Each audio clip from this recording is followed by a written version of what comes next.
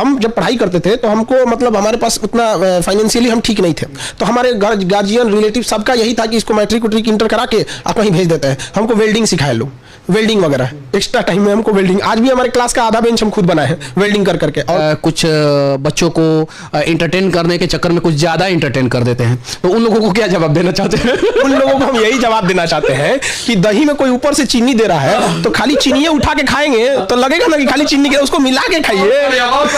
अगर सर जो है बच्चों को एंटरटेन करके पढ़ा रहे हैं तो आप सिर्फ और सिर्फ एक शब्द ससुरा पकड़ लीजिएगा या कोई भी शब्द पकड़ लीजिएगा तो आपको चीनी जैसा वो खराब लगेगा पूरा। और ना जाने कितना बाप जो है ना इस उम्मीद से मर जाता है कि मेरा बेटा का अगले साल हो जाएगा तो अगले साल हो जाएगा। सही है ना सर? बहुत ये सब चीजें देखिए बिहार में करेगा क्या सर, खेती है नहीं तो नौकरी है। शिक्षक है आप, बच्चों को पढ़ाना, बच्चों को रास्ता दिखाना ये आपको अच्छे ढंग से आता है। अभी बिहार के बच्चे या बाहर के बच्चे बेरोजगारी से परेशान हैं, उनको सामने का रास्ता नहीं दिख रहा है, उन बच्चों को किस प्रकार से आप मोटिवेट करेंगे? देखिए सबसे पहले चीज क्या है कि हम कई लड़कों को ये हम ही देखते हैं, पढ़ने आते हैं ना वो मेहनत भी नहीं करना चाहते हैं। बहुत तो हम ऐसे को देखे हैं उनको देख के लगता है कि ये बस पैसा बर्बाद कर रहे हैं। कई लड़कों ऐसे देखे ना कि वो 10 बजे सो के उठते हैं। अब जो लड़का 10 बजे सो के उठ रहा है और रात भर वो बतियाया है फोन पे तो उसको क्या कहिएगा? तो कैटेगरी में फोन पे कहाँ बतियाया? अब उसको पता है, सबको पता है कहाँ बतियाया है यहाँ पर।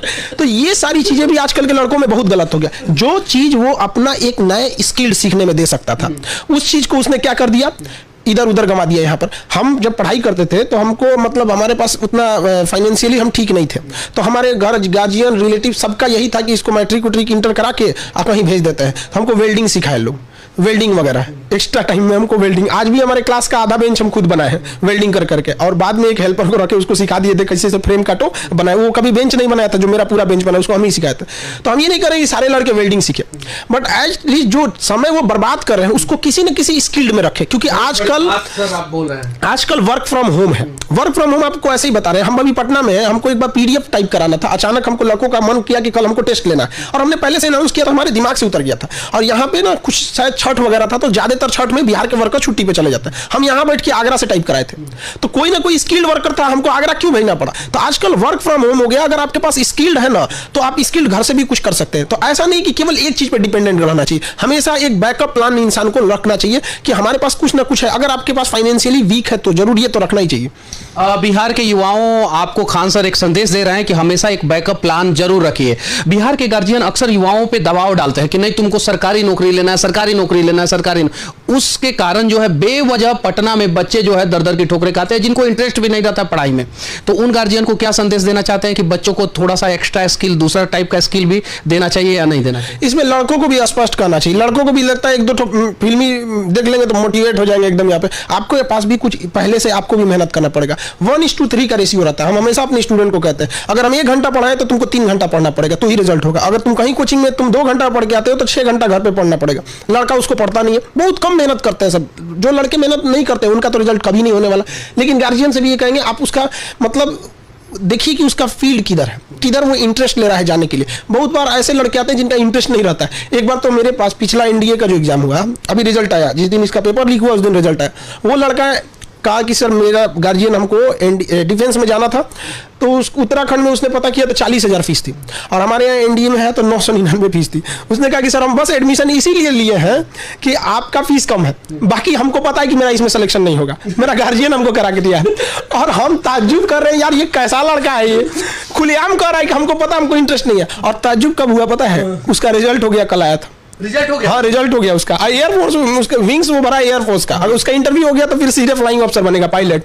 अब वो करा कि सर हमको कैसे भी इंटरव्यू पास करा दी, अब हमको बनना है। मजाक मजाक में पढ़ लिए थे। तो इसमें दो भी चीज होती है सर, जिन लड़कों का पढ़ाई में इंटरेस्ट नहीं है कहीं ना कहीं टीचर्स ने भी दगाबाजी किया है। पढ़ाई इतनी इंटरेस्टेड चीज होती है ना, कोई फिल्म बताइए जिसमें लोग कहें कि हमको समझ में नहीं आया, अच्छा लगे ना लगे वो अलग बात है, लेकिन समझ में तो आया होगा। तो टीचर्स को भी मेहनत करने की जरूरत है। और शायद यही कारण है कि कुछ लोग आप पे सवाल भी करते हैं कि आप जो है कुछ बच्चों को एंटरटेन करने के चक्कर में कुछ ज्यादा एंटरटेन कर देते हैं। तो उन लोगों को क्या जवाब देना चाहते हैं? उन लोगों को हम यही जवाब देना चाहते हैं कि दही में कोई ऊपर से चीनी दे रहा है तो खाली चीनी उठा के खाएंगे तो लगेगा ना कि खाली चीनी के, उसको मिला के खाइए।